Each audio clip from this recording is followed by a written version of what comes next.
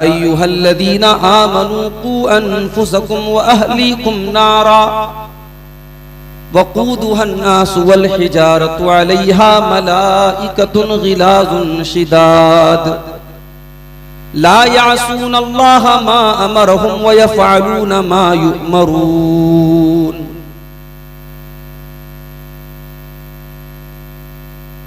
सदर मोहतरम,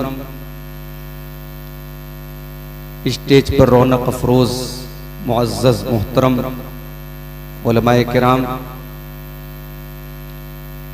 जिम्मेदारान जमीयत व जमात, मोहतरम बुजुर्गों, नौजवान भाइयों, माओं और बहनों, प्यारे बच्चों,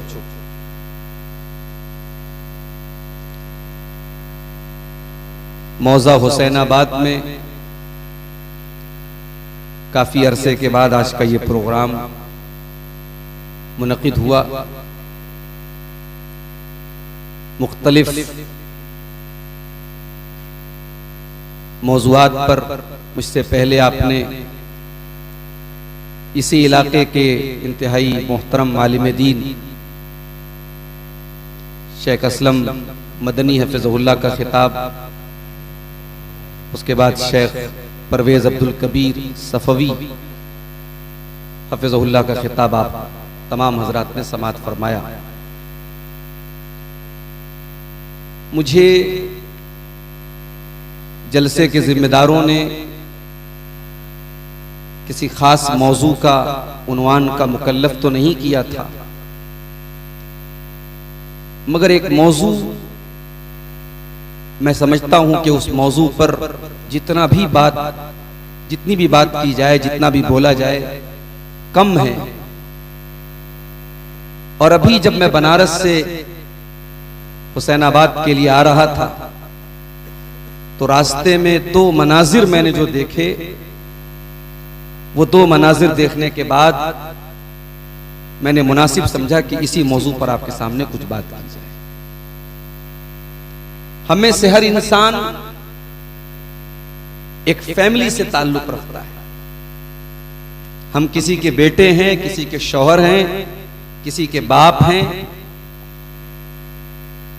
हम एक फैमिली के मेंबर हैं, परिवार के सदस्य, एक खानदान के फर्द। और हर इंसान अपनी फैमिली से प्यार करता है, अपने परिवार से मोहब्बत करता है। हर इंसान ये चाहता है कि उसके परिवार के ऊपर कोई मुसीबत ना आए, और अगर किसी के ऊपर कोई मुसीबत आती है तो सबसे पहले उसके परिवार के लोग ही उसको बचाते हैं। जो मुशाहदा है, जो तजर्बा है, वो यही है। सवाल ये है कि जिस फैमिली से और जिस परिवार से हम इस कदर मोहब्बत करते हैं, उस फैमिली की आखिरत के लिए हम क्या मेहनत करते हैं। दुनिया की तकलीफों से अपने बच्चों को हम बचाते हैं, अपनी बेटियों को हम बचाते हैं।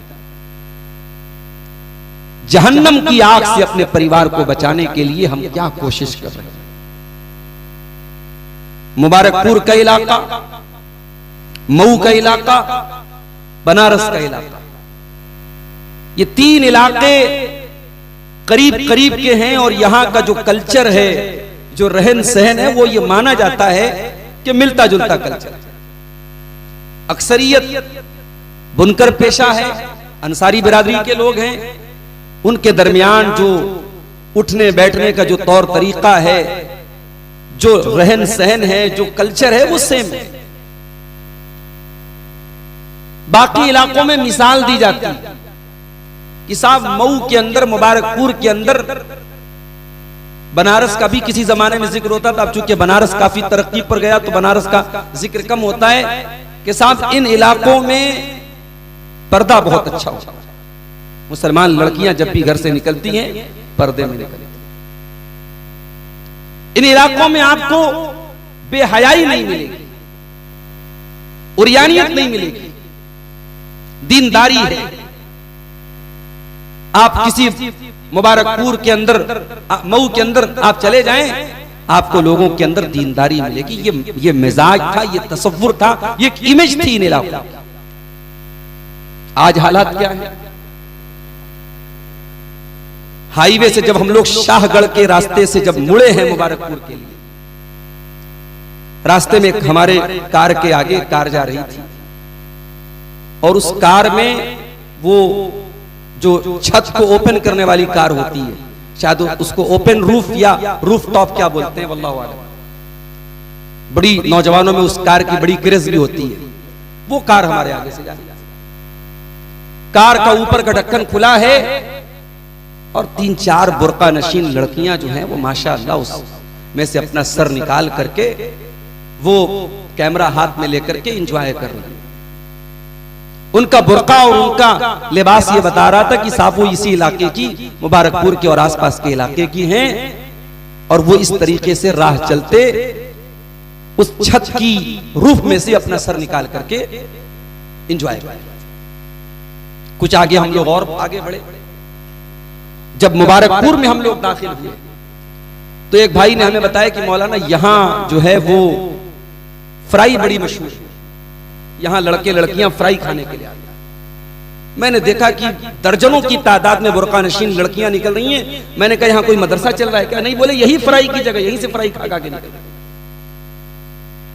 ये अब आपके मुबारकपुर और मऊ की ये शनाख्त बन गई। कुछ दिनों पहले मैं हैदराबाद गया, रात के तकरीबन 1-2 बजे दोस्तों ने कहा चलिए मौलाना आपको चाय पिलाते हैं। मैंने सोचा भी रात में कोई होटल खुला होगा, बाज होटल होते हैं हाईवे वगैरह पे 24 घंटे खुले रहते हैं, चाय पी लेंगे चलो। अब वहां एक होटल है बहुत बड़ा, नीलोफर होटल हैदराबाद में। मेरा ख्याल है रात के 1 बज रहे थे। आप यकीन करें रात को 1 बजे जब मैं वहां पहुंचा हूं, वो जमघट है मर्दों का, औरतों का, नौजवान लड़कों का, लड़कियों का, और उसमें मोस्टली ज्यादातर मुस्लिम नौजवान लड़के, वो इलाका भी मुसलमानों का। ये इस कौम की हालत है मेरे भाई। मटर गश्ती करना, बेहतरीन खाने पकाने पर, खाने पीने की चीजों पर तवज्जो देना, घूमना फिरना, बेपर्दगी, बेहयाई, अब ये इस कौम की पहचान बनती चली जा रही है। सिर्फ मेट्रो सिटीज की बात नहीं है, सिर्फ बड़े शहरों की बात नहीं है। अब मऊ, मुबारकपुर, बनारस जैसे छोटे शहरों और कस्बों की भी जो नौजवान नस्ल है, जो लड़के हैं, जो लड़कियां हैं, बेहयाई के वो सारे जरासीम अब हमारी कौम के अंदर मेरे भाइयों हर जगह पाए जाए। इन हालात को आप सामने रखिए और कुरान मजीद की वो आयत जो मैंने खुतबा मसनूना के बाद पढ़ी है, जरा उस आयत को आप देखिए। या अय्युहल्लज़ीना आमनू कू अनफुसकुम व अहलीकुम नारा वक़ूदुहन्नास वल हिजारतु अलैहा मलाइकतुन गिलास। ऐ ईमान वालो, अपने आप को जहन्नम की आग से बचाओ, अपने बच्चों को, अपने परिवार को, अपनी फैमिली को, अपने घर वालों को भी जहन्नम की आग से बचाओ। जहन्नम की आग दुनिया की आग से 70 गुना 70 गुना ज्यादा खतरनाक।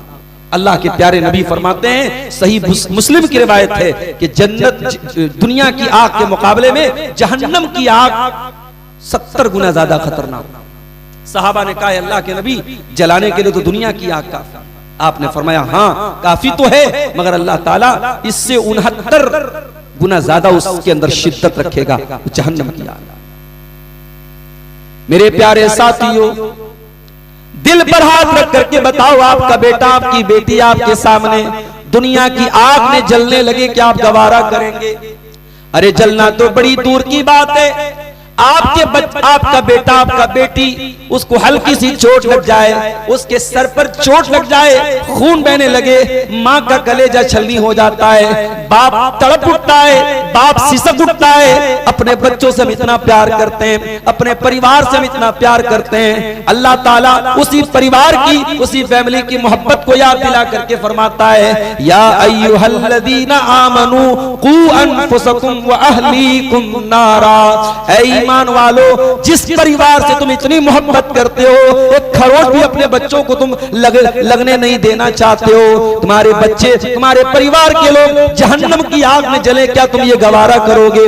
कू अनफुसकुम व अहलीकुम नारा, अपने आप को और अपने घर वालों को जहन्नम की आग से बचाओ। वो आग कैसी होगी? अल्लाह ने उस आग का हल्का सा नक्शा फरमाया, वक़ूदुहन्नास वल हिजारा, जहन्नम की आग पेट्रोल और डीजल से न जलेगी, वो कोयले से न जलेगी, वो लकड़ियों से न जलेगी। वक़ूदुहन्नास वल हिजारा, जहन्नम की आग का ईंधन इंसान और पत्थर होंगे। अलैहा मलाइकतुन गिलाजुन शिदाद, और जहन्नम के जो दारोगा होंगे, जहन्नम के जो चौकीदार होंगे, वो बड़े सख्त किस्म के फरिश्ते होंगे। ला यासून अल्लाह मा अमरहुम, वो अल्लाह के किसी हुक्म की नाफरमानी नहीं करेंगे। वयफालूना मा युमरून, वो तो अपनी ड्यूटी पूरी करेंगे, वो जहन्नमियों को सजा देने में कोई रियायत नहीं करेंगे। मेरे अजीज साथियों, मेरे बुजुर्गों, मेरा आपसे भी सवाल है, मेरा अपनी जात से भी सवाल है कि अपने बच्चों को जहन्नम की आग से बचाने के लिए हम और आप क्या इंतजाम करें। इस आयत की तफसीर में हजरत अली कहते हैं, अल्लाह ने कहा अपने घर वालों को जहन्नम की आग से बचाओ। सवाल हुआ कैसे बचाएं? हजरत अली कहते हैं, अल्लिमूहुम व अद्दिबूहुम, अगर अपने बच्चों को, अपने परिवार को जहन्नम की आग से बचाना है, उन्हें दीन सिखाओ, उन्हें तरबियत, उनकी तरबियत करो, उन्हें अदब सिखाओ, उन्हें कुरान और सुन्नत सिखाओ, उन्हें दीन सिखाओ। जिस कदर उनके अंदर दीन सिखाओगे, उतनी उनकी तरबियत अच्छी। माफ करना मेरे भाई, बनारस से लेकर मऊ तक आज बुर्का नशीन लड़कियां, घर से सर से पैर तक नकाब में निकलने वाली लड़कियां जब गलत काम करते हुए पकड़ी जाती हैं। अभी मुजफ्फरनगर का करंट वाकया आपने पढ़ा होगा, मीडिया में आया था।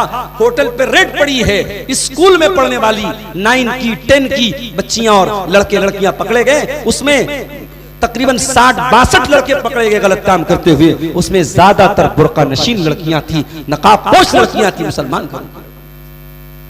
इसका मतलब यह हुआ वो लड़की घर से नकाब तो पहन के निकली, उसके माँ बाप ने उसे ये तो सिखा दिया कि तू बालिग हो गई, जवान हो गई, अब घर से निकलना है, तुझे नकाब में निकलना है। इस नकाब का मकसद उसने नहीं जाना, उसने दीन के नाम पर कुछ जाना ही नहीं। वो कॉन्वेंट में पढ़ती रही, स्कूल में पढ़ती रही, कॉलेज में पढ़ती रही, उसके पूरे सिलेबस में, पूरे निसाब तालीम में, पूरे एजुकेशन सिस्टम में कहीं दीन नहीं था। दीन के नाम पे क्या सिखाया गया? किसी हाफिज जी को, किसी मौलवी साहब को बुला करके रट्टू तोते की तरह कुरान पढ़ा दिया। उस लड़की ने कुरान तो पढ़ा, लेकिन कुरान को कभी समझने की कोशिश नहीं की। अगर उस लड़की ने कुरान को पढ़ा होता, ढंग से समझा होता, कुरान जहां ईमान वाली औरतों को पर्दे का हुक्म देता है, वही पर्दे का मकसद भी कुरान बताता है। या अय्युहन नबिय्यु कुल लिअज़वाजिका व बनातिका व निसाइल मुमिनीन, ऐ नबी अपनी बेटियों से कह दीजिए, अपनी बीवियों से कह दीजिए, और तमाम मोमिना औरतों से कह दीजिए, युदनीना अलैहिन्ना मिन जलाबिबिहिन्ना, जब वो अपने घर से निकलें तो अपने ऊपर जिल्बाब डाल लें, चादर डाल लें। ज़ालिका अदना अन युरफ़ना फला युज़ैन, ये नकाब उनकी पहचान बन जाएगा, ये पर्दा उनकी पहचान बन जाएगा, और ये पर्दा बताएगा दुनिया वालों को हम इज्जतदार घरों की लड़कियां हैं, हमको कोई छेड़ने की जुर्रत न करे। नकाब तेरी पहचान थी, नकाब तेरी शान थी, नकाब तेरा गुरूर था, मगर ऐ मुसलमान खातून, आज इस नकाब को तूने बदनाम कर डाला। आज नकाब पहनकर जब हम बेहयाई और हम जब बेशर्मी के मनाजिर देखते हैं, जब बनारस के बेनिया बाग में मुसलमान लड़की नकाब पहन करके डांस करती है और सेल्फी स्टिक के जरिए सेल्फी लेती है, और जब हम मऊ की और मुबारकपुर की लड़कियों के, स्कूल में पढ़ने वाली लड़कियों के वीडियोस वायरल होते हैं, तब हमें अफसोस होता है कि ये नकाब, ये सिर्फ एक ट्रेडिशन के तौर पर, एक घर वालों के प्रेशर के तौर पर ये नकाब पहना गया है, वरना इस नकाब का मकसद इस मुसलमान लड़की को मालूम। और इसकी दलील ये है कि वही लड़की जो नकाब में निकलती है, जब शादी ब्याह का मौका आता है, शादी में खानदान के तमाम नौजवान लड़के वहां पे मौजूद होते हैं, बड़े बड़े जवान लड़के शादी के मौके पर घर में आ रहे हैं, और ये लड़की नकाब तो छोड़ो, ये ऐसा ड्रेस पहन करके उसी शादी में मौजूद होती है कि इसके सर पे दुपट्टा तक नहीं होता, इसके जो है गरेबान पे दुपट्टा तक नहीं होता, इसका शरीर, इसका जिस्म नजर आता है। जिन घरों में पर्दा हो रहा है, मैं उन घरों की बात कर रहा हूं, जिन घरों से नकाब पहन के लड़कियां निकलती हैं, मैं उन घरों की बात कर रहा हूं। शादी ब्याह के मौके पर वो भी अपनी आंखों को बंद कर लेते, नहीं साहब सब चलता है, ये सब कोई हर्ज की बात नहीं है, शादी के मौके पर ये सब चलता है। अल्लाह के प्यारे नबी के दौर में नबी ने शादी की, नबी ने अपनी बेटियों की शादी की, सहाबा ने शादी की। कोई एक मिसाल ला के दे दो मेरे भाइयों कि नबी के घर की औरतों ने, नबी की बेटियों ने या सहाबियात ने कभी पर्दे से कोई समझौता किया हो, कभी शादी के मौके पर अल्लाह के नबी ने अलाउ कर दिया हो, इजाजत दे दी हो, परमिशन दे दी हो, चलो कोई मसला नहीं, शादी का मौका है। क्या शादी के मौके पर बेहयाई जायज हो जाती? मेरे भाइयों, अपने परिवार को जहन्नम की आग से बचाओ, और इसलिए जहन्नम की आग से बचाना जरूरी है कि कल हर इंसान ये चाहता है कि जन्नत में हम अपने फैमिली के साथ आए। क्या हम और आप नहीं चाहते? दुनिया में हम कहीं घूमने फिरने जाते हैं, हम जायका दरबार में खाना खाने जाते हैं, हम आंगन ढाबा में खाना खाने जाते हैं, फैमिली लेके लोग जाते हैं। बनारस तक से लोग आते हैं आजमगढ़ के ढाबे पे खाना खाने के लिए, फैमिली के साथ पूरी 4 व्हीलर बुक करके आते हैं। इंसान अच्छा खाना खाने जाता है, फैमिली के साथ जाता है। क्या हम नहीं चाहेंगे कल जन्नत की नेमतों का मजा भी हम फैमिली के साथ उठाएं? ये जन्नत में हम फैमिली के साथ कैसे रहेंगे जब हम भी नेकी के अमल और जन्नत में ले जाने वाला अमल करेंगे और हमारे परिवार के लोग भी अमल करेंगे। अल्लाह फरमाता है सूरह तूर के अंदर, वल्लज़ीना आमनू वत्तबअतहुम ज़ुर्रिय्यतुहुम बिईमानिन अलहक़ना बिहिम ज़ुर्रिय्यतहुम वमा अलतनाहुम मिन अमलिहिम मिन शै। जो लोग ईमान वाले हैं और नेक अमल करने वाले हैं और उनकी औलाद भी उनके नक्शे कदम पर चलने वाली है। ईमान वाले बनो तो ऐसे बनो, मोमिन बनो तो ऐसे बनो कि आपकी औलाद भी आपकी फरमाबरदारी करे, आपके नक्शे कदम पे चले। और आज भी ऐसे वालिदैन हैं मेरे भाई, ऐसे वालिदैन आज भी आपको मिल जाएंगे जो अपने बच्चे और बच्चियों के मामले में बड़े सेंसिटिव हैं, बड़े हसास हैं। अगर वो नमाजी हैं तो उनकी फिक्र है कि मेरे बच्चे भी नमाजी, अगर वो दीनदार हैं उनकी फिक्र कि मेरे बच्चे भी दीनदार हों, अगर माँ पर्दा करती है उसको फिक्र है कि मेरी बेटी भी पर्दादार हो। अल्लाह कह रहा है जब ईमान वाले और नेक अमल करने वाले उनकी औलाद उनके नक्शे कदम पे चलेगी, अल्लाह कहता हम जन्नत में उनकी फैमिली के साथ उनको मिला देंगे। वमा अलतनाहुम मिन अमलिहिम मिन शै, और हम माँ बाप की नेकी में कोई कमी नहीं करेंगे। अगर बच्चों का अमल माँ बाप के अमल से कमजोर भी है, कम दर्जे का भी है, अल्लाह बच्चों को अपग्रेड कर देगा और माँ बाप के दर्जे से मिला देगा और माँ बाप के अमल में कोई कमी नहीं करेगा। ये अल्लाह का इनाम है मेरे प्यारे साथियों। ये इनाम अगर आपको हासिल करना है तो अपने बच्चों की दीनदारी की फिक्र हमें और आपको करनी पड़ेगी। बेटी पैदा होती है, LIC वाले पहले आ जाते हैं। बेटी पैदा हो गई, बोझ आ गई घर में। बेटी जैसे जैसे बड़ी होती है, खानदान के लोग, रिश्तेदार लोग कहते हैं अरे भाई तुझे बेटी है, जेवर बनाना है, शादी करना है, लाखों का खर्च है, अभी से तैयारी कर। बेटी का बाप, बेटी की माँ, जैसे जैसे बेटी बड़ी होती है उनके सीने का ऐसा लगता है कि उनके सीने का बोझ बढ़ रहा है, उनका टेंशन बढ़ रहा है, उनका ब्लड प्रेशर बढ़ रहा है।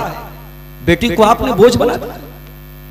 इन रस्मों रिवाजों के चक्कर में, इन शादी ब्याह के मौके पर होने वाले फजूल किस्म के दिखावे, वल्लाह ये एक दिन के खाने के लिए और एक दिन की शान और शौकत के लिए और एक दिन की झूठी नाक के लिए लोग कर्जे लेते हैं, लोग जमीनें बेचते हैं, लोग सारी जिंदगी एक शादी करने के बाद फिर उसका कर्जा चुकाते रहते हैं, तब से दूसरी शादी करना। जिसको 4-5 बेटियां हो उसकी सारी जिंदगी गुजर जाती है उन बेटियों की शादी करने। जिसको अल्लाह ने दिया है उसको क्या फर्क पड़ता है, लेकिन जो बेचारा मिडिल क्लास का है, जो मजबूर है, जो गरीब है, समाज ने जो स्टेटस बना दिया, अब वो स्टेटस सिंबल बन गया है, अब वो नाक का मसला बन गया। अब लड़की की शादी है, लड़के की शादी है, इतना जोड़ा कपड़ा जाएगा तो जाएगा। एक जमाना था मऊ मुबारकपुर की शादियां बड़े सादगी से हो जाती, अब वो सादगी धीरे धीरे खत्म हो गया। अब हर चीज में तकल्लुफ आ गया, तसन्नो, बनावट, शो ऑफ, हर चीज में हमें दिखावा करना है। हमारे घर मेहमान आए तो दस्तरखान पे इतने आइटम होना चाहिए, हर चीज में मेरे भाइयों हमने दिखावा कर दिया।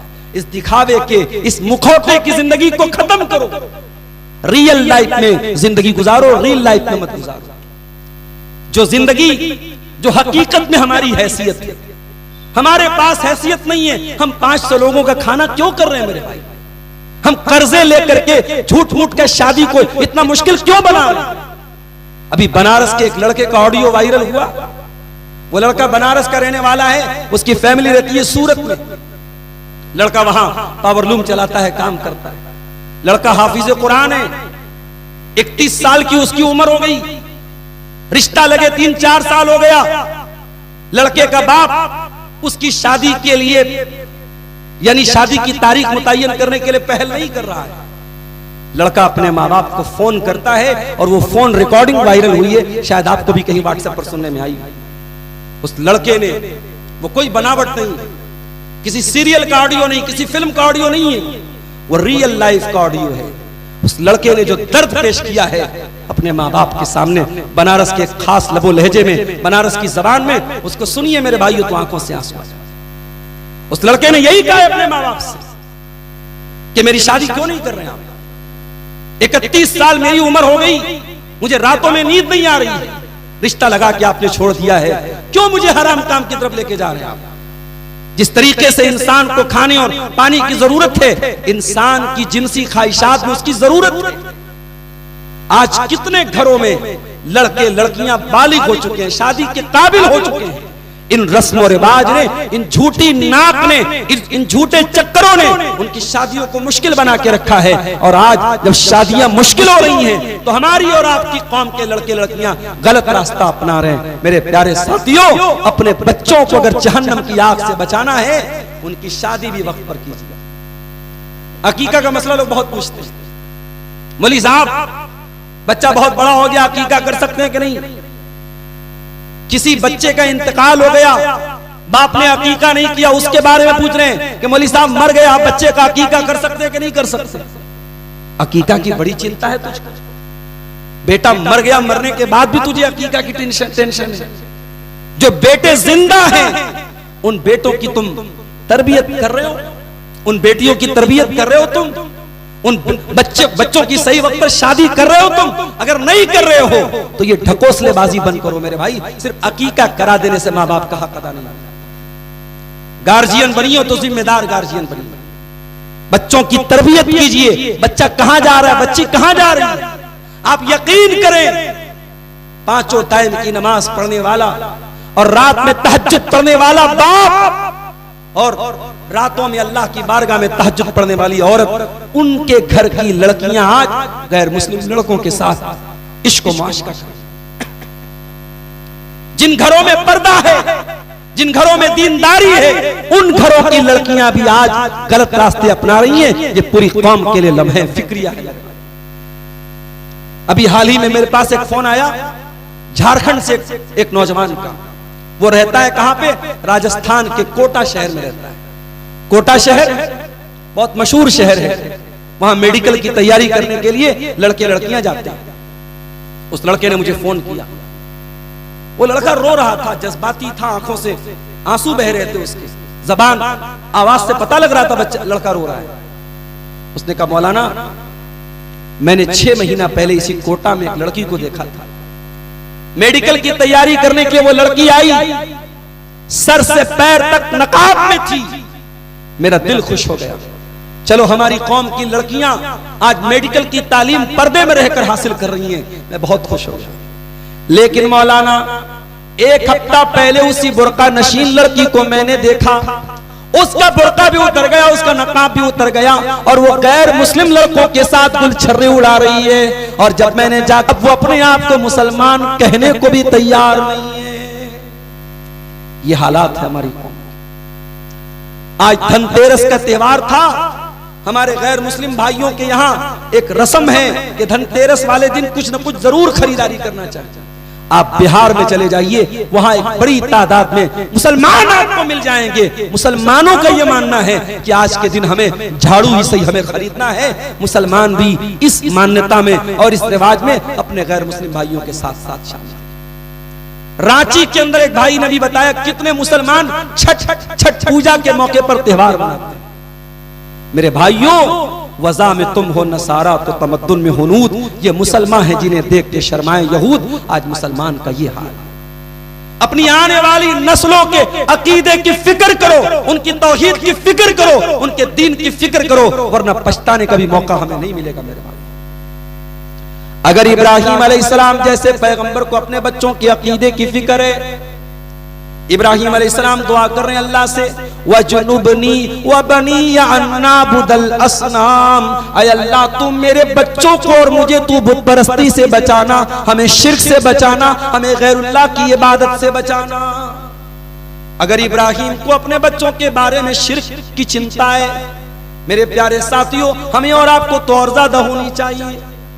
इब्राहीम अलैहिस्सलाम अपने बाप के बारे में दुआ करते हैं, वग़फ़िर li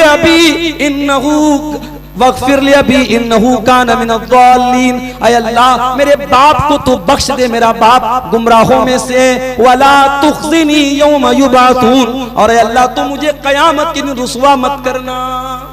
अपने बाप की चिंता है हज़रत इब्राहीम कि क़यामत के दिन मैं तो अल्लाह का खलील, मैं तो अल्लाह का पैगंबर, और मेरा बाप जहन्नम की आग में जाए, ये तो मेरी जिल्लत और रुसवाई का सबब होगा। अल्लाह से दुआ करते हैं, अल्लाह क़यामत के दिन तू मेरी रुसवाई, मुझे रुसवाई से बचा ले और मुझे क़यामत के दिन की तू जिल्लत से बचा। याकूब अलैहिस्सलाम को देखिए, याकूब अलैहिस्सलाम का आखिरी टाइम है, उनके 12 बेटे, बाप के मरने का टाइम है, 12 बेटे अपने बाप के पास मौजूद हैं। कुरान कहता है, अम कुंतुम शुहदा इज़ हज़रा याकूब अल मौत इज़ क़ाल लिबनीहि मा ताबुदून मिन बादी क़ालू नाबुदु इलाहका व इलाह आबाइका इब्राहीम व इस्माईला व इसहाक़ इलाहन वाहिदा। हज़रत याकूब अपने बच्चों से कहते हैं कि मेरे बच्चों, मेरे बाद तुम किसकी इबादत करोगे? हमारे यहाँ बाप मरने लगता है, जमीन की बात करता है, जायदाद की बात करता है, सोना चांदी की बात करता है, रुपये पैसे की बात करता है। याकूब अलैहिस्सलाम अकीदे की बात कर रहे हैं, दीन की बात कर रहे हैं, तौहीद की बात कर रहे हैं। मा ताबुदून मिन बादी, मेरे बाद तुम किसकी इबादत करोगे? क़ालू नाबुदु इलाहका व इलाह आबाइका, बेटे कहते अब्बा जान, हम उसी एक अल्लाह की इबादत करेंगे जिसकी इबादत आप करते हैं और जिसकी इबादत हमारे बाप दादा करते थे, इब्राहीम करते थे, इस्माइल करते थे, इसहाक करते थे। ये फिक्र है पैगंबर पर, ये फिक्र हमें क्यों नहीं? हमारे बच्चे आज तौहीद से दूर हैं मेरे भाई, हमारे बच्चे आज दीन की बड़ी बेसिक बातों से दूर। हम मुतमईन हैं, हमारा बेटा बड़ा कारोबारी है, कपड़े की लाइन का काम करने वाला, साड़ी की लाइन का काम करने वाला, साड़ी को हाथ में लेके बता देता है इसमें धागा कौन सा लगा है, इसमें तानी कौन सी, इसमें बाना कौन सा है, इसमें जरी कौन सी लगी है, ये प्योर है, असली है, नकली है, क्या है, A to Z सब बता देता है। इतनी महारत। आपका बेटा अपने कारोबार की ABCD जानता है, अपनी दुनिया की ABCD जानता है, आखिरत के बारे में आपका बेटा क्या जानता है? अल्लाह कुरान में कहता है, मेरे कुछ बंदे ऐसे भी हैं जो अपनी दुनिया के बारे में तो बहुत माहिर हैं, यालमूना ज़ाहिरम मिनल हयातिद दुनिया व हुम अनिल आखिरति हुम गाफिलून। उनके पास दुनिया की तो बहुत नॉलेज है, लेकिन आखिरत के मामले में बिल्कुल गाफिल हैं। आखिरत की न कोई नॉलेज है, न आखिरत की कोई फिक्र है। इमाम हसन बसरी रहमतुल्लाह अलैह कहते हैं कि बाज लोग इतने माहिर होते हैं कि दीनार को अपने नाखून पे रख के बता देंगे दीनार का वजन क्या है। वमा युहसिनु अन युसल्ली रकअतैन, मगर 2 रकात नमाज आप पढ़वा लीजिए, 2 रकात नमाज नहीं पढ़ पाएंगे। दुनिया के इतने माहिर कि नाखून पे रख के सोने के सिक्के का वजन बता दें, और दीन के मामले में इतने जीरो हैं कि वो 2 रकात नमाज भी नहीं पढ़ पाएंगे। आज माफ कीजिए, हमारे नौजवान नस्ल का यही हाल, और लड़कियों का तो और बुरा हाल, औरतों का तो और बुरा हाल है। औरतों में दीन की जानकारी का अभाव इस कदर है मेरे भाइयों के बयान के बाहर। इसलिए मैं अक्सर अपनी तकरीरों में यह बात कहता हूं कि अगर आपके मोहल्ले की मस्जिद में औरतों का इंतजाम नहीं है तो जरूर होना चाहिए, कम से कम अहले हदीस मस्जिद में तो जरूर होना चाहिए। आज हम दूसरों को सबक दे रहे हैं, दूसरों को नसीहत दे रहे हैं। मैं झारखंड में मैंने देखा, बंगाल में मैंने देखा, बिहार में मैंने देखा, बहुत सारी बल्कि अक्सर अहले हदीस की मस्जिदों में औरतों का इंतजाम है। आम नमाजों में छोड़ दीजिए, ईदैन की नमाज में, ईद और बकरीद की नमाज में, ईदगाह में, कितने इलाकों में, झारखंड का एक इलाका है भागलपुर से करीब का गोड्डा का इलाका, वहां कोयले की कान वगैरह है, बड़ा मशहूर इलाका है, वहां मेरा जाना देखा साहब, वहां ईदगाह है माशाल्लाह, बहुत बड़ी ईदगाह है। कहा मौलवी साहब हमारे यहाँ औरतों का इंतजाम नहीं है।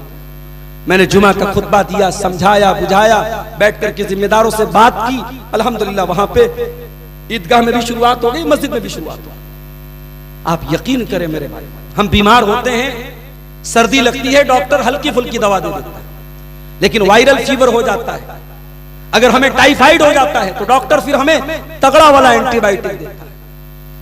बैक्टीरिया जितना तगड़ा होगा, वायरस जितना तगड़ा होगा, डॉक्टर एंटीवायरस उतना तगड़ा देगा। ये मेडिकल साइंस का उसूल है।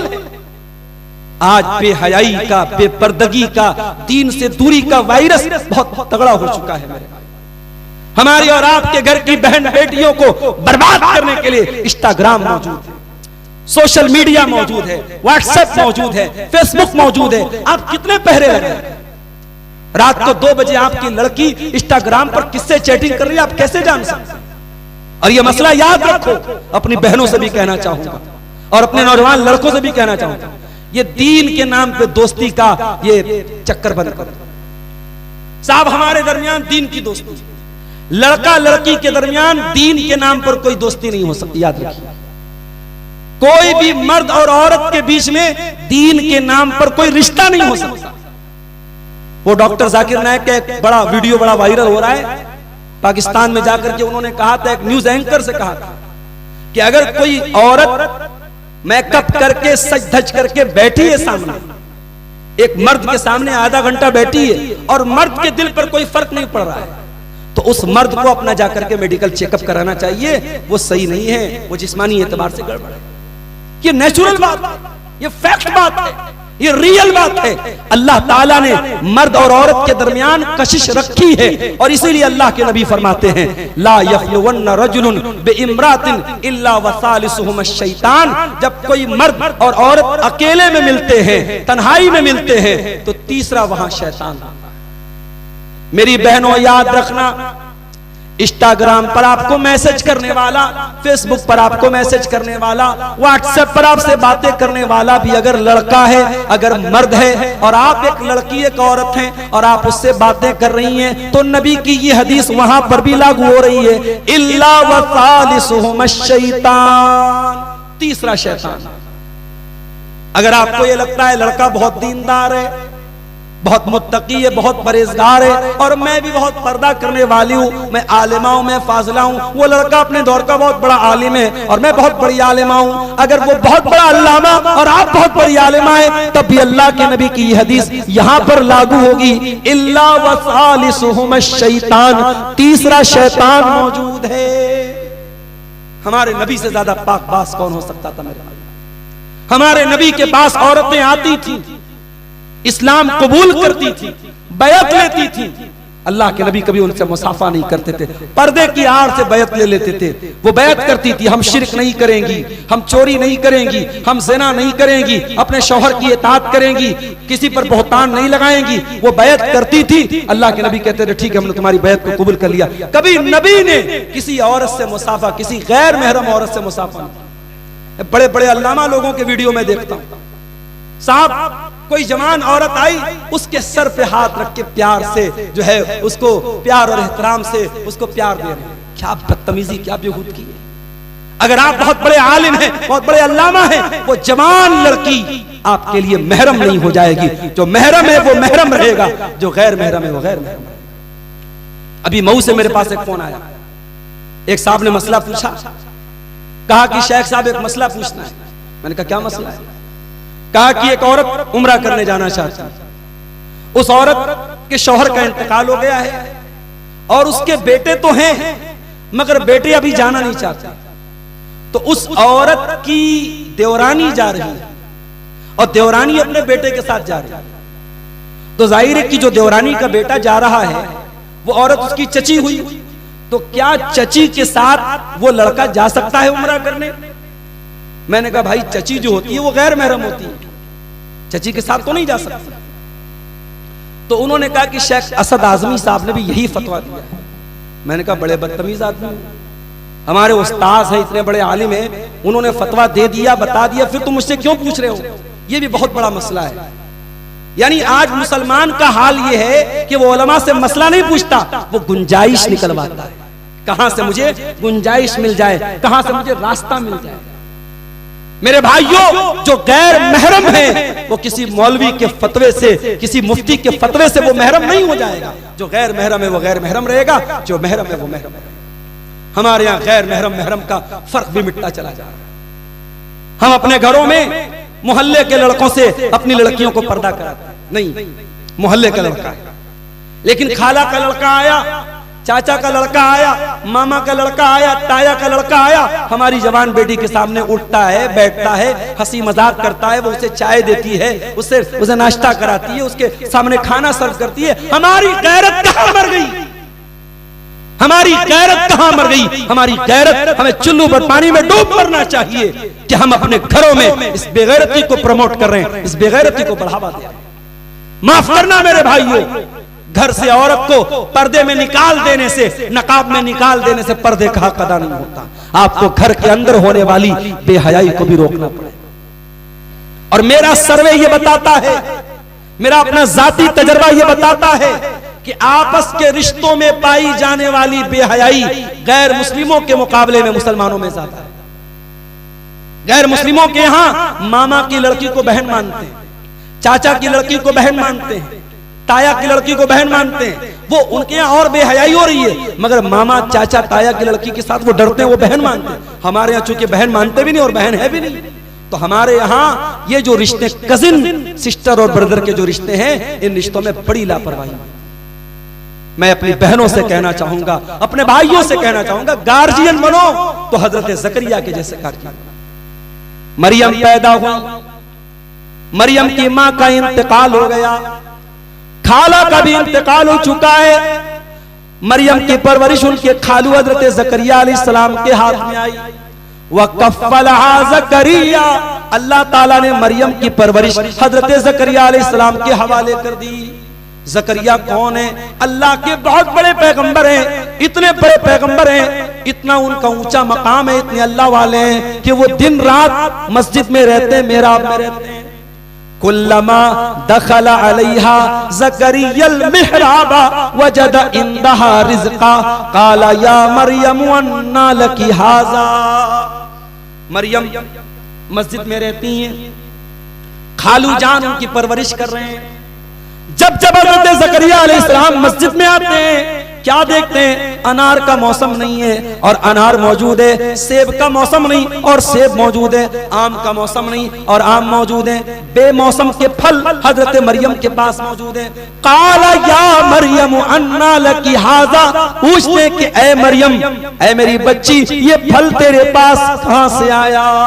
ओ लोगो, ओ माओ, ओ अपने बच्चों के गार्जियन हजरात, वालिदैन हजरात, आप अपनी बेटी से क्यों नहीं पूछते तेरे पास मैंने 10,000 का मोबाइल दिलाया था, ये आईफोन तेरे पास कहां से आया? मैंने 500 रुपए का पर्स दिलाया था, ये 2000 का पर्स तेरे पास कहां से आया? ये महंगी घड़ी तेरे पास कहां से आई? ये सोने की चेन तेरे पास कहां से आई?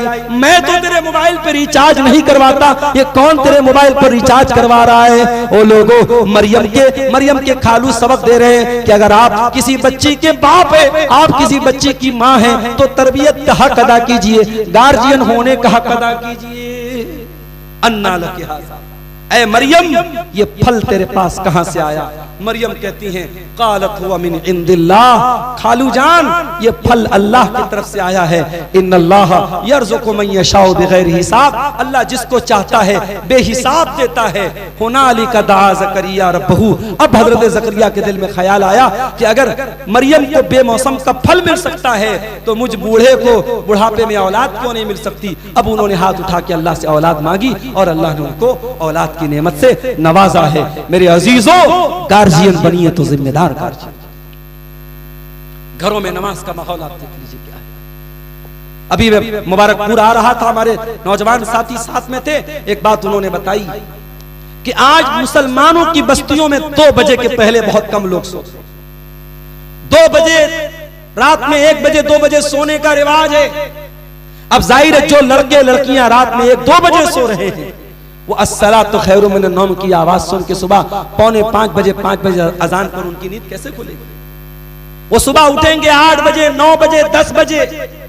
लेकिन आप सुबह के 4 बजे जब रास्ते पर निकलिए, आजमगढ़ के हाईवे पर आप चले जाइए, आप मऊ के रास्ते पे चले जाइए, सड़कों पर आपको गैर मुस्लिम लड़के जॉगिंग करते हुए और एक्सरसाइज करते हुए और वॉकिंग करते हुए आपको मिल जाए। जो काम हमारा था, जो पहचान हमारी थी, सुबह को उठना और सुबह के टाइम की बरकत हासिल करना, वो काम आज दूसरी कौम के लोग कर रहे हैं। आज हमारी कौम के लड़के लड़कियां रात को 2 बजे तक इंटरनेट पर लगे हैं, मोबाइल में लगे हैं, चैटिंग में लगे हैं, हराम चीजों में लगे हैं और सुबह फजर की नमाज में गायब हैं। मेरे अजीजों, अपने बच्चों को जहन्नम की आग से बचाना है तो मैं उस बाप से कहना चाहूंगा जो बुढ़ापे में लाठी पकड़ करके मस्जिद में आता है, उस बाप से कहना चाहूंगा, उस माँ से कहना चाहूंगा जो बूढ़ी हो चुकी है और बड़ी मुश्किल से खांसते हुए और कराहते हुए बिस्तर से उठती है और वजू बना के नमाज पढ़ती है, उस माँ से और उस बाप से कहना चाहूंगा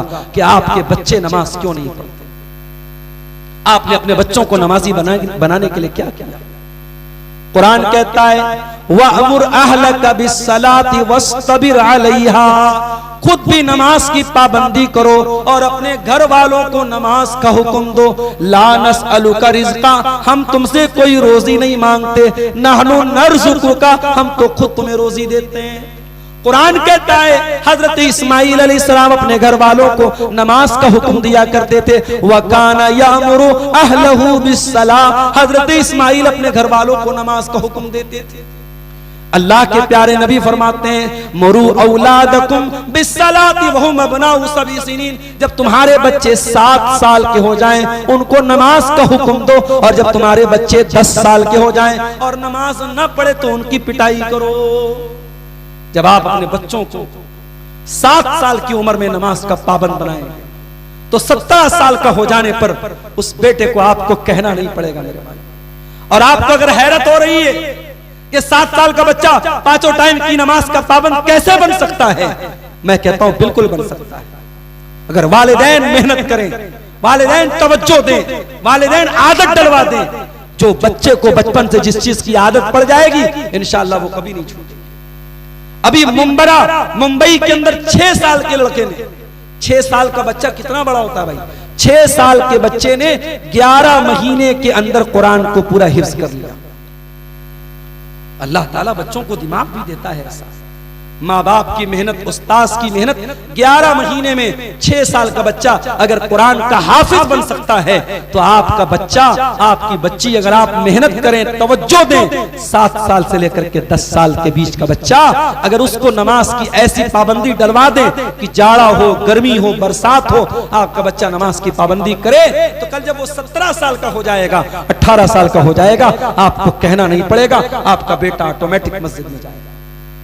मेरे भाइयों, दुनिया के सामने मुत्तकी बनना ये आसान काम है, अपनी फैमिली के बीच में मुत्तकी बनना ये मुश्किल काम है। इसीलिए अल्लाह कुरान में सूरह तूर में कहता है जब जन्नती जन्नत में जाएंगे और जन्नतियों को अल्लाह ताला जन्नत में दाखिल करेगा तो जन्नती कहेंगे कालू इन्ना कुन्ना क़ब्लु फी अहलिना मुशफ़िक़ीन,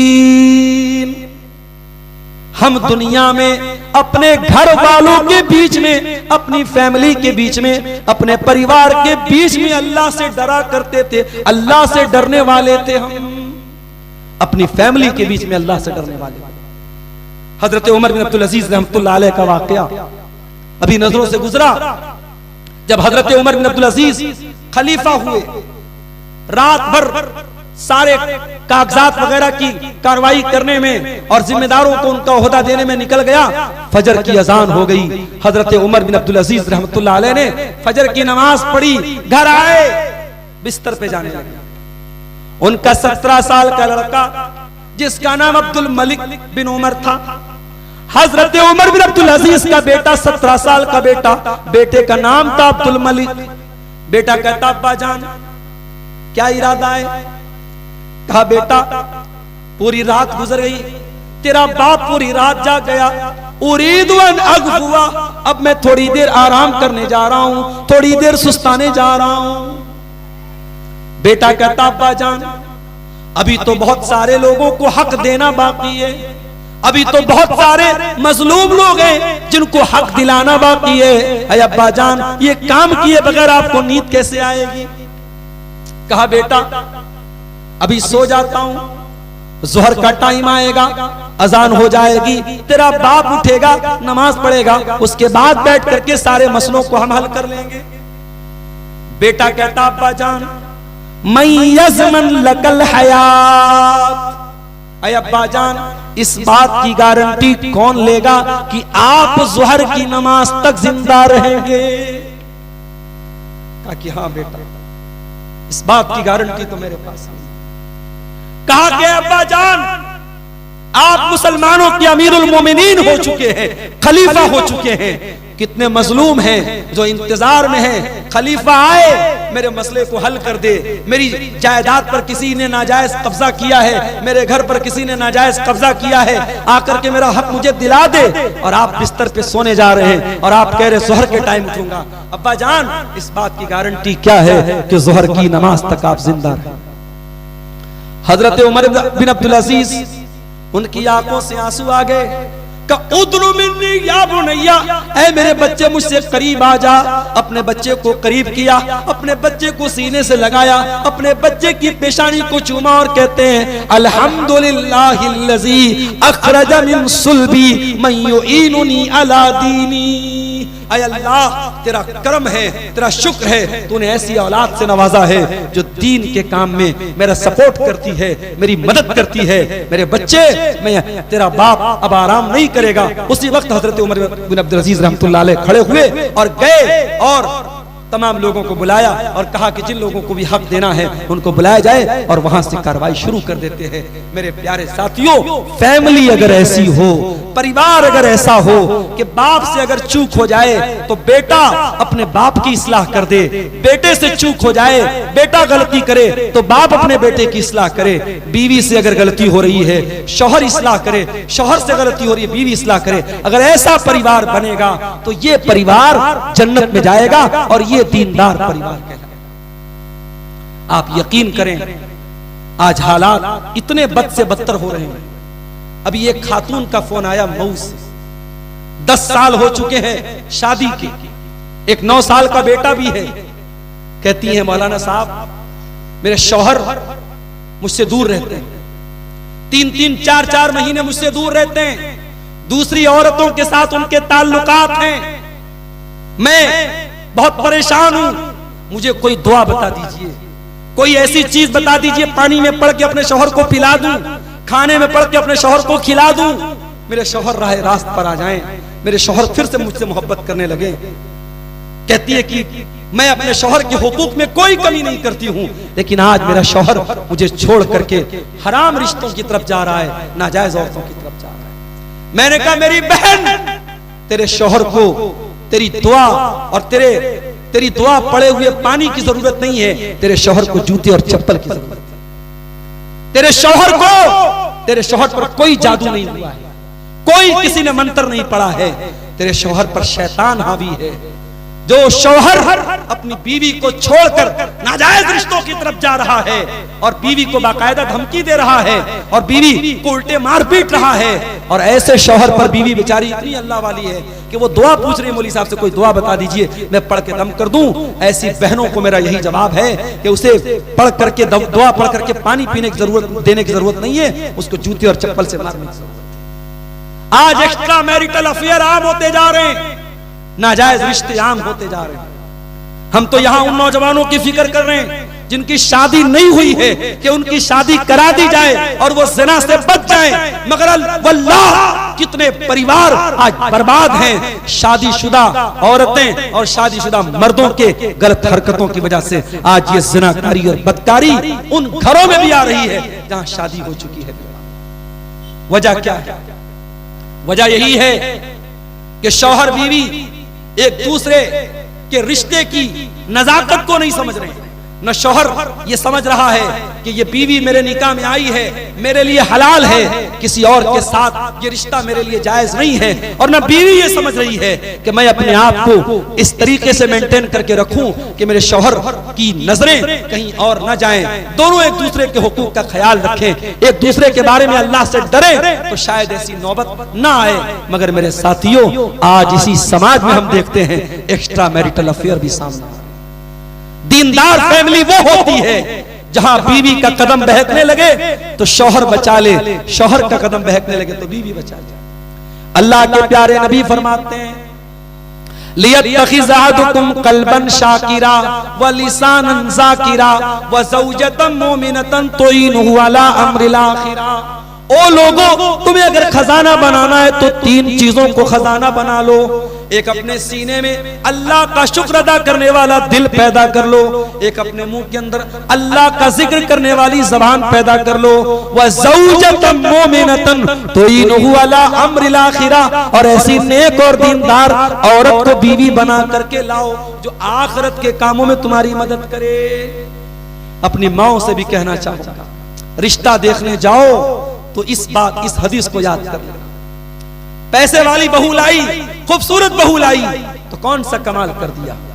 कमाल तो यह है कि ऐसी औरत अपने घर में लाओ, आपका बेटा अगर बेनमाजी है वो नमाजी बना दे, आपका बेटा अगर गलत रास्ते पर जा रहा है वो औरत आकर के आपके बेटे को दीनदार बना दे। और ये तभी पॉसिबल है जब आप खूबसूरती को साइड करके, बिरादरी को साइड करके, स्टेटस को साइड करके सबसे पहले दीनदारी को तरजीह देंगे। अपने होने वाले दामाद के लिए भी और होने वाली बहू के लिए भी मेरे भाइयों, दीन को तरजीह दो। अल्लाह के नबी फरमाते हैं, जब दीनदार जोड़ा घर में आता है अल्लाह की रहमतें बरसती हैं। रहिमल्लाहु रजुलन काम मिनल लैल, अल्लाह की रहमत बरसती है उस आदमी के ऊपर जो रात में उठता है और तहज्जुद की नमाज पढ़ता है। और जब तहज्जुद की नमाज पढ़ता है तो अपनी बीवी को भी उठाता है, और बीवी अगर इनकार करती है बीवी के चेहरे पर पानी डालता है और बीवी को उठाता है। और अल्लाह की रहमत बरसती है उस औरत के ऊपर कामत मिनल लैल, जो रात में उठ करके तहज्जुद पढ़ती है। वह अयक़ज़त ज़ौजहा, और अपने शौहर को भी उठाती है। और शौहर अगर इनकार करता है तो शौहर के चेहरे पर पानी डाल करके उसे उठाती है। मेरे भाइयों, ये दीनदार जोड़ा और ये दीनदार कपल, ये 3 दीनदार मियां बीवी अगर परिवार में आएंगे तो वो एक दूसरे को जहन्नम की आग से बचाने का काम करेंगे। इसी तरीके से मेरे भाइयों, एक काम हमारे करने का और भी है, और वो मैं अक्सर कहता हूं, हुसैनाबाद में आज इतने दिनों के बाद ये प्रोग्राम हुआ। जरूरी नहीं कि आप इतना बड़ा प्रोग्राम कराएं, आप घरों में औरतों के बीच में छोटे छोटे प्रोग्राम भी कराएं। माशाअल्लाह मऊ आपसे करीब में है, मऊ के अंदर बहुत सारी आलिमात मौजूद हैं। आप कुछ आलिमात को बुलाइए, अल्लाह ने पैसा जिन लोगों को नवाजा है 4 व्हीलर का इंतजाम कर दे, कार का इंतजाम कर दे, आलिमात आए, किसी के घर में पर्दे के साथ इंतजाम हो जाए, औरतों के ताल्लुक से प्रोग्राम, औरतों को दीन की मोटी मोटी बातें सिखाने वाले प्रोग्राम, कुरान का दर्स हो, हदीस का दर्स हो। ये जब तक ये काम आप नहीं करेंगे अपने परिवार को आप जहन्नम की आग से नहीं बचा सकते। मेरे भाइयों, कुरान में अल्लाह ताला अपने नबी की बीवियों से कहता है, वज़कुरना मा युतला फी बुयूतिकुन्ना मिन आयातिल्लाहि वल हिकमा इन्नल्लाहा काना लतीफन खबीरा। ऐ नबी की औरतों, तुम्हारे घरों में जो कुरान पढ़ा जाता है और जो हदीस पढ़ी जाती है, उस कुरान और हदीस को तुम याद किया करो, उसका जिक्र किया करो, उस पर चर्चा किया करो, उस पर बातचीत किया करो। हमारे यहाँ सास बहू में, देवरानी जेठानी में, ननद और भाभी में सीरियल पर बातें होती हैं, इंस्टाग्राम पर बातें होती हैं, सोशल मीडिया के मुताल्लिक बातें होती हैं। हमारे घर का माहौल ऐसा हो, दीन पर बातें हो, मसले मसाइल पर बातें हो, आखिरत पर बातें हो, एक दूसरे को जहन्नम की आग से कैसे बचाया जाए इस पर बातें हो। और ये तभी मुमकिन है जब घर घर में कुरान और हदीस का दर्स हो। ये काम मेरे प्यारे साथियों हमें और आपको करना पड़ेगा। इसी तरीके से अगर अपने घर वालों को जहन्नम की आग से बचाना है, एक काम हमें और करना पड़ेगा। अपने बच्चों को बचपन से हमें अच्छे अखलाक सिखाने पड़ेंगे। अच्छे अखलाक, जिसको हम कहते हैं मोरल वैल्यूज। आप अपने बच्चों को अखलाक क्या सिखा रहे हैं? आपके घर में क्या माहौल है कि कोई बच्चा किसी को देखे तो सलाम करे? क्या ये माहौल है? आपके घर में क्या माहौल है? लड़की जवान हो गई तो किसी गैर महरम के सामने न जाए, ये माहौल है आपके घर में? अखलाक सिखाओ मेरे भाई। अपने बच्चों को आपने कितनी दुनिया की नेमतें दे दी, मार्बल का घर दे दिया और घर में एसी और कूलर लगा दिया, ये मैटर नहीं करता है। मैटर ये करता है आपने अपने बच्चों को कितनी दीन की तालीम दी, कैसी तरबियत दी, कैसा अखलाक। मेरे नबी ने अपनी बेटियों को महल में नहीं रखा। मेरे नबी 4 बेटियों के बाप थे। मेरे नबी ने अपनी बेटियों को महल में नहीं रखा। मेरे नबी के कमरे तो बड़े छोटे छोटे कमरे थे मेरे भाई। इमाम हसन बसरी कहते हैं, मैं अल्लाह के नबी के कमरों में दाखिल हुआ जायजा लेने के लिए, देखने के लिए, तो हाथ उठाया तो मेरा हाथ नबी के मकान की छत को टच कर गया। यानी नबी के मकान की छत भी ज्यादा नहीं थी, मिट्टी का फर्श था, खजूर के तने के पिलर थे, खजूरों का छप्पर था। बड़े मामूली से कमरों में नबी की बेटियों ने, नबी के अहले बैत ने, नबी की बीवियों ने जिंदगी गुजारी है मेरे भाई। मेरे नबी ने अपने घर वालों को, अपनी फैमिली को, अपने परिवार को दुनिया का तो सुख चैन नहीं दिया, मगर हाँ आखिरत के मामले में कभी कॉम्प्रोमाइज नहीं। एक ऐसा मौका आया था, अल्लाह के नबी अपनी बेटी से मिलने, अपने सबसे छोटी बेटी हजरत फातिमा से मिलने के लिए जाते हैं। सही बुखारी की रिवायत है, हजरत फातिमा से मिलने के लिए आप गए और दरवाजे से आप वापस चले आए।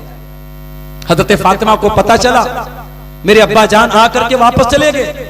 हजरत फातिमा ने फौरन हजरत अली को भेजा। हजरत अली आए, अय अल्लाह के नबी क्या बात है, आप हमारे दरवाजे से आकर के वापस क्यों चले गए? क्या गलती कर दी, क्या गुस्ताखी कर दी? अय अली, जब मैं अपनी बेटी से मिलने के लिए गया, रअयतु अला बाबिहा सित्रम वशया, मैंने देखा कि मेरी बेटी के दरवाजे पर एक बड़ा डिजाइनदार, जिसके ऊपर तस्वीरें बनी है, डिजाइन बना है, अपनी बेटी के दरवाजे पर मैंने ऐसा पर्दा देखा है। अल्लाह, आज हालात ये है, दीनदार घरों की बात कर रहा हूं। लड़की शादी होती है और दुल्हा दुल्हन की जो फोटो होती है उसको बाकायदा फ्रेम लगा के कमरे में सजाया जाता है। लड़की अपने शौहर के साथ घूमने जाती है और वहां जाने के बाद बेपर्दगी वाले फोटोज अपने स्टेटस पर लगाती है, जो पूरा खानदान देखता है। लोग कहते जाने दो भाई, शादी हुई है, एंजॉय कर। ये एंजॉय करने दो के नाम पर अपने बच्चों और बच्चियों के बारे में हम कितनी बेहयाई और बेगैरती को बर्दाश्त कर रहे हैं मेरे भाइयों। इस पर हमें और आपको गौर करने की जरूरत है। इस्लाम में एंजॉयमेंट मना नहीं है, इस्लाम में एंटरटेनमेंट मना नहीं है। नबी ने अपनी बीवियों के साथ एंजॉयमेंट किया है, नबी ने अपनी बीवियों के साथ एंटरटेनमेंट किया है, मगर एंटरटेनमेंट की एक सीमा होती है, एंजॉयमेंट की एक हद होती है। इस्लाम ने एंजॉयमेंट और एंटरटेनमेंट को भी ऐसा नहीं कि आपको आजाद कर दिया है कि जो चाहे खाओ, जो चाहे पियो, जहां चाहे चले जाओ। नहीं, एंजॉयमेंट और एंटरटेनमेंट के नाम पर भी आपको हलाल दायरे के अंदर रहना है, आपको हराम के अंदर नहीं जाना है। नबी ने अपनी बेटी के दरवाजे पर एक ऐसा पर्दा देखा जिस पर डिजाइन बना था। आपने कहा, अय अली, मैं फातिमा का बाप, मैं फातिमा का बाप हूं, माली वली दुनिया। जब मैंने दुनिया में कुछ नहीं बनाया, जब मैं दुनियादार नहीं हूं, मैंने दुनिया से अपना दिल नहीं लगाया, तो मेरी बेटी कब से दुनियादार बन गई? अय अली, जाओ और मेरी बेटी से कह दो कि उस पर्दे को निकाल दे और मदीना की किसी गरीब फैमिली में जो जिसको उसकी जरूरत हो दे दे। मेरी बेटी के घर पे वो पर्दा अब मुझे नजर नहीं आना चाहिए। मेरे प्यारे साथियों, ये तरबियत की थी जनाब मोहम्मद रसूलुल्लाह सल्लल्लाहु अलैहि वसल्लम ने अपनी बेटियों की। ये तरबियत हमें और आपको भी करने की जरूरत है। मैं मना नहीं करता, अपने बच्चों को आप अच्छा खिलाएं, अच्छा पहनाएं, उससे कोई मना नहीं करेगा, मगर हाँ ये सेकेंडरी चीज है। असल चीज ये है कि आप अपने बच्चों की आखिरत के बारे में सोचें। मेरे भाई, अल्लाह के नबी रात में उठते थे, तहज्जुद की नमाज के लिए अपनी बीवियों को उठाते थे, कभी ऐसा भी होता था, हजरत आयशा सो रही हैं, अल्लाह के प्यारे नबी तहज्जुद की नमाज पढ़ रहे हैं, आपने तहज्जुद में तो नहीं उठाया, लेकिन जब वित्र की नमाज का टाइम आया आपने कहा कूमी फौतरी, आयशा उठो, चलो तुम वित्र की नमाज पढ़ो। मेरे भाइयों, जब नेकी का काम करें, जब दीन का काम करें, अपने परिवार को शामिल करें, ये इस्लाम हमें सिखाता है। आज इस बात की जरूरत है। बच्चों के लिए आज हम इन्वेस्टमेंट करते हैं, कोई LIC की पॉलिसी ले रहा है, कोई बैंक में FD करा रहा है, हराम रास्ते अपना करके हम बच्चों का फ्यूचर बना रहे हैं, बच्चों का भविष्य बना रहे हैं। आओ मैं आपको तरीका बताता हूं, हलाल तरीका बताता हूं, बच्चों का फ्यूचर कैसे बनाएंगे आप। कुरान का 16वां पारा उठाओ, अल्लाह कहता है हजरत मूसा अलैहिस्सलाम और हजरत खजिर अलैहिस्सलाम दोनों एक गांव से गुजरे, एक बस्ती से गुजरे। गांव वालों से उन्होंने खाना मांगा, गांव वालों ने खाना देने से इनकार कर दिया। अब दोनों बेचारे मायूस होकर के बैठे। वहां पे इन दोनों ने एक दीवार देखी, जो दीवार गिरने वाली थी, तो हजरत खजिर खड़े हुए और दीवार को खड़े होकर के सीधा कर दिया। काला लौ शीता लत्तखस्ता अलैहि अजरा, हजरत मूसा ने कहा कि ऐ खजिर, आपको ये दीवार अगर ठीक करना था तो कोई पैसा तय कर लेते, कोई उजरत तय कर लेते, फिर दीवार ठीक करते। हजरत खजिर ने जवाब दिया कि मैंने दीवार क्यों ठीक की। फरमाया व अम्मल जिदारु फकाना ले गुलामैनी यतीमैनी फिल मदीनती व काना तहतहु कंजुल लहुमा व काना अबूहुमा सालिहा। ऐ मूसा, वो दीवार दो यतीम बच्चों के मकान की दीवार थी और दीवार गिरने वाली थी, और दीवार के नीचे उन बच्चों के बाप ने खजाना छुपा के रखा था। अगर दीवार गिर जाती, खजाना सामने आ जाता और गांव के लोग लूट के लेके चले जाते। तो चूंकि उन यतीम बच्चों का बाप नेक था, बाप नेक था, तो अल्लाह ने मुझे हुक्म दिया कि मैं दीवार को ठीक कर दूं, ताकि बच्चे कल जब जवान हो जाएं तो अपने खजाने, अपने बाप के दबाए हुए खजाने को हासिल करें। इस आयत की तफसीर में अल्लामा इब्ने कसीर रहमतुल्लाह अलैह ने अब्दुल्लाह इब्ने अब्बास का कौल नकल किया है। अब्दुल्लाह इब्ने अब्बास कहते हैं हुफिजा बिसलाह अबीहिमा, उन दोनों यतीम बच्चों के माल की हिफाजत उनके बाप की नेकी की वजह से हुई। बाप नेक था, बाप मुत्तकी था, बाप दीनदार था, अल्लाह ने बच्चों के माल की हिफाजत की। मेरे भाई, आप हलाल तरीके से अपने बच्चों को जो बना के देंगे, जमीन दे देंगे, जायदाद दे देंगे, बैंक बैलेंस दे देंगे, अगर आप दीनदार हैं, अगर आप मुत्तकी हैं, अगर आप परहेजगार हैं, इंशाअल्लाह आपके बच्चों को अल्लाह जाय नहीं करेगा, आपके माल को अल्लाह जाय नहीं करेगा, आपके बच्चों की अल्लाह हिफाजत करेगा। और हम में से बहुत सारे लोग 40 साल के हो चुके होंगे। जब इंसान 40 साल का हो जाता है, आमतौर से औलाद वाला होता है, औलाद भी बड़ी होने लगती है। जो लोग 40 साल के हो चुके हैं, उनको दो बात मैं बताता हूं। पहली बात, एक तजर्बे की बात बता रहा हूं। 40 साल तक जो आदत इंसान की छूट गई, वो छूट गई।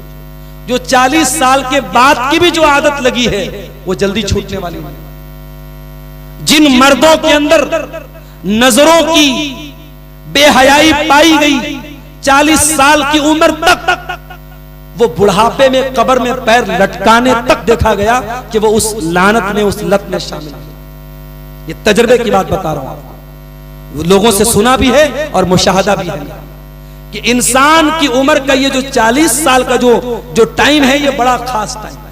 यहां से इंसान अब इतना पागल भी नहीं है, इतना जज्बाती भी नहीं है कि जो चाहे उल्लू बना दे, और इतना बूढ़ा भी नहीं हुआ है कि कमजोर हो गया, ख्वाहिशात तो है अभी उसके अंदर।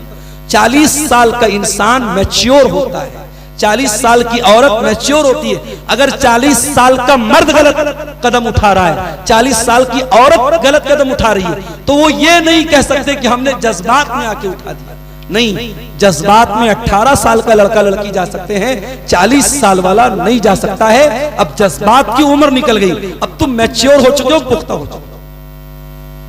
हत्ता इज़ा बलग अशुद्धहु व बलग 40 सनतन, जब इंसान 40 साल का हो जाए, क़ाल रब्बि औज़िनी अन अश्कुर निअमतकल्लती अनअमत अलैया। तो अब कुरान एक दुआ सिखा रहा है। जितने लोग 40 साल के हो गए हैं, वो इस दुआ को खास तौर से याद कर लें और इसको पढ़ा करें।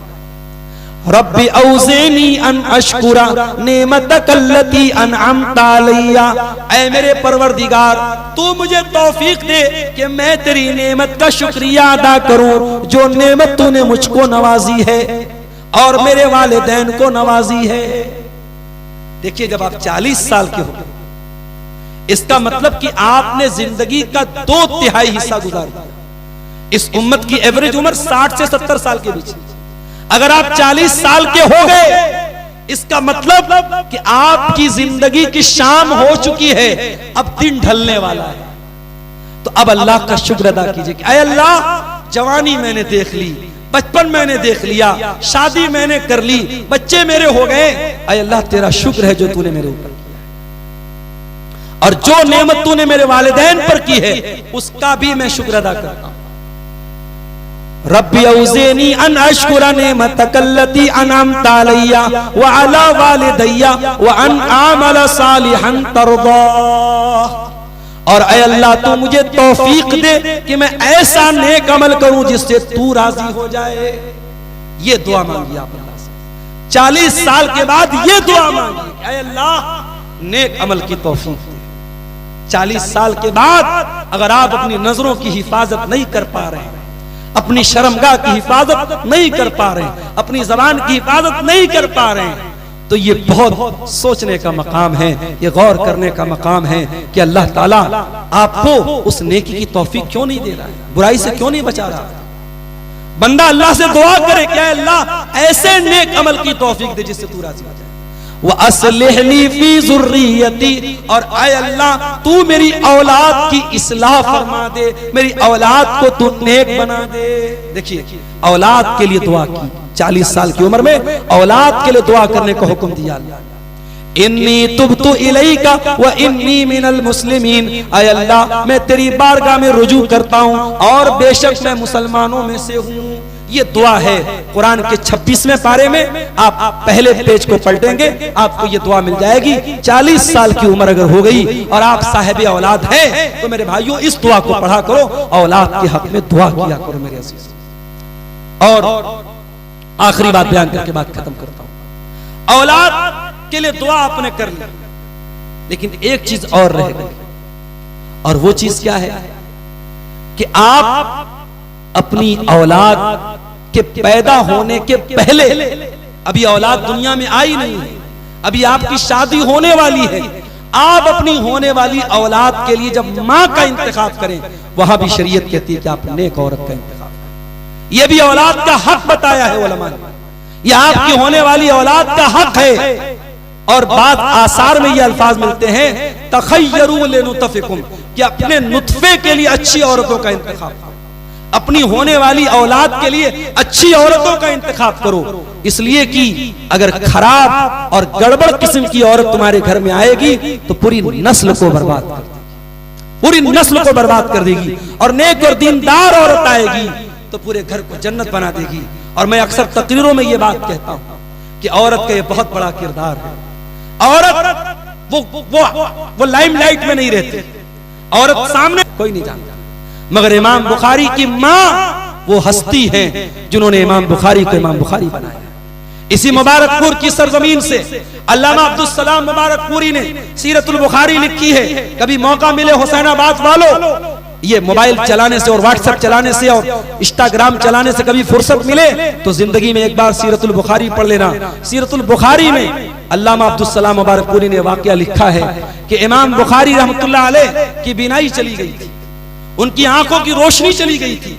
उनकी मां ने रातों में तहज्जुद में दुआएं की थी, अल्लाह के सामने रो करके गिड़गिड़ा करके दुआएं की थी कि ऐ अल्लाह, अल्लाहुम्मा रुद्दा इला इब्नी बसरी बसरा, ऐ अल्लाह मेरे बच्चे की बीनाई को लौटा दे। ऐ अल्लाह, मैं अपने बच्चे को दीन का आलिम बनाना चाहती हूँ, तेरे नबी की हदीसों का हाफिज बनाना चाहती हूँ। मेरा बच्चा कैसे दीन सीखेगा, मेरे बच्चे की बीनाई को लौटा दे। इमाम बुखारी रहमतुल्लाह अलैह की मां ने रात में तहज्जुद पढ़ी, ये दुआ की और मुसल्ले पर उसको नींद आ गई और ख्वाब में हजरत इब्राहिम अलैहिस्सलाम की जियारत होती है और इब्राहिम अलैहिस्सलाम ख्वाब में आकर के हजरत इमाम बुखारी की मां से कहते हैं कि तेरे बच्चे की बिनाई को अल्लाह ताला ने लौटा दिया है, और जब उनकी नींद खुलती है तो देखती है कि उनके बच्चे की आंखों की रोशनी वापस आ चुकी है। ये माँ की दुआएं थी जिसने इमाम बुखारी को इमाम बुखारी बनाया। ये माँ की दुआएं थी जिसने इब्ने तैमिया को इब्ने तैमिया बनाया था। ये माँ की तरबियत थी जिसने अहमद इब्न हंबल को अहमद इब्न हंबल बनाया था। इसलिए मेरी माँ और बहनों, आपसे कहना चाहूंगा, जब आप माँ बने अपनी जिम्मेदारी को समझें, एक फिक्रमंद माँ बने। जिस तरीके से बच्चों की फिक्र माँ को होती है, मेरा बच्चा कैसे मोटा हो जाए, कैसे तंदुरुस्त हो जाए, कैसे बीमारी से बच जाए, ऐसे इस बात की चिंता करो मेरी माओ, मेरी बहनों, अपने बच्चों के बारे में कि मेरा बच्चा कैसे दीनदार बने, मेरा बच्चा कैसे कुरान और हदीस का आलिम बने। और अगर इस राह में आपको तकलीफें उठानी पड़े तो उठा लो, मगर बच्चों की तरबियत पर मेरे भाइयों इन्वेस्ट करो। और आज अगर अपने बच्चों की तरबियत पर आपने मेहनत की, इंशाअल्लाह कल जब आपका बुढ़ापा आएगा, अगर आपकी तरबियत अच्छी है, वो बेटा अगर दीनदार आपने बनाया है, अपनी माँ को कभी छोड़ के न जाएगा, अपने बाप को कभी छोड़ के न जाएगा। आपके बुढ़ापे में वो बच्चा आपकी खिदमत करेगा और कुरान की आयत पर अमल करेगा। इम्मा यबलुगन्ना इंदकल किबरा अहदुहुमा औ किलाहुमा फला तकुल लहुमा उफ्फिन। जब तुम्हारे माँ बाप में से कोई एक या दोनों बूढ़े हो जाएं तो उनको उफ भी मत कहो, वकुल लहुमा कौलन करीमा, उनसे अदब से बात करो। मेरे अजीजों, मेरे भाइयों, अपनी फैमिली को जहन्नम की आग से बचाने के ताल्लुक से ये चंद अहम बातें मैंने आपके सामने रखी हैं। आखिर में ये अर्ज करूंगा कि हम सब चूंकि अपने अपने परिवार से जुड़े हैं, हम सब किसी न किसी फैमिली के मेंबर हैं, तो ये हमारी तकरीर हम सब इसको सिर्फ सुन करके न जाएं, इस पर हम अमल करने की कोशिश करें। जो बाप है वो एक अच्छा जिम्मेदार बाप बने, जो बेटा है वो एक फर्माबरदार और दीनदार बेटा बने, जो माँ है वो एक जिम्मेदार माँ बने, जो बेटी है एक फर्माबरदार और नेक बेटी बने। जमाने की जो बुराइयां हैं इनसे अपने दामन को हम बचाने की कोशिश करें। मैं ये भी जानता हूं आसान नहीं है, ये जितनी बातें मैंने बयान की है, तकरीर कर देना आसान है, आपका सुन लेना आसान है, मगर अमली मैदान में जब हम समाज में जीते हैं, जब रियल लाइफ में हम जीते हैं, तो बहुत सारे मसाइल भी हमारे सामने आते हैं। और यही वो दौर है मेरे भाई जब हमारे दीन की आजमाइश का दौर है, ये फितनों का दौर है। अब अभी आपने शेख परवेज साहब की तकरीर में फितनों पर बहुत सारी बातें सुनी। फितनों के दौर में इन फितनों से अपने परिवार को बचाना ये बहुत मुश्किल है, लेकिन अगर आपने बचा लिया तो इंशाअल्लाह यही आपकी आखिरत की कामयाबी का जरिया बनेगा। अल्लाह के प्यारे नबी फरमाते हैं, याती अलन्नासी ज़मानुन, एक जमाना लोगों पर ऐसा आएगा, अल मुतमस्सिकु बिदीनिही कल काबिज़ अलल जमरी, कि दीन पर अमल करने वाला इतना मुश्किल दौर उसके लिए आ जाएगा जैसे हाथों में अंगारा लेने वाला। आज कोई नौजवान लड़का अगर अपने माँ बाप से कह दे कि मैं बारात लेके नहीं जाऊंगा, मैं जहेज नहीं लूंगा, तो सबसे पहले माँ बाप उसका मजाक उड़ाते हैं कि ये कौन सी बात हुई। रस्मों रिवाज के खिलाफ अगर कोई लड़का आवाज उठाए, सबसे पहले उसके घर वाले उसके खिलाफ हो जाते हैं। शौहर अगर दाढ़ी रख ले, दीनदार बन जाए, तो बीवी उसका मजाक उड़ाती है। लेकिन मेरे भाइयों, उसूल याद रखिए शरीयत का, ला ताअत लिमखलूकिन फी मासियतिल खालिक, अल्लाह को नाराज करके हमें दुनिया में किसी की इताअत और फरमाबरदारी नहीं करना है। दुनिया नाराज हो जाए तो हो जाए, हमें अल्लाह को राजी करना है, और उसी को राजी करने के लिए हम पैदा हुए हैं। कुल इन्ना सलाती व नुसुकी व महयाया व ममाती लिल्लाहि रब्बिल आलमीन, मेरी नमाज, मेरी कुर्बानी, मेरा जीना, मेरा मरना सब अल्लाह के लिए है। आज का ये प्रोग्राम जिन भाइयों की मेहनत से मुनक्किद हुआ है और जिन्होंने जिस तरीके से भी इस प्रोग्राम में हिस्सा लिया है, हम उनके हक में भी दुआ करते हैं, अल्लाह उनकी इस कोशिश को कबूल फरमाए। अल्लाह मजीद हुसैनाबाद के इस इलाके को अल्लाह, जो ये अल्लामा सफीउर रहमान मुबारकपुरी का इलाका है, ये बड़ी इल्मी सरजमीन है और बड़े जमात की बड़ी नेक शख्सियात का ये इलाका रहा है। अल्लाह इस इलाके को खैर व बरकत का गहवारा बनाए। रब्बुल आलमीन हमें मजीद अपने दीन के लिए मेहनत और कोशिश करने की तौफीक अता फरमाए। रब्बुल आलमीन हमें कहने सुनने से ज्यादा अमल की तौफीक अता फरमाए। हमारी माँ बहनों के अंदर, हमारे नौजवान भाइयों के अंदर जो भी खराबियां हैं, अखलाकी बिगाड़ है, अल्लाह उन सब से हमको नजात अता फरमाए। जो हमें बीमार हैं, अल्लाह उनको शिफाए कामिल आजिल अता फरमाए।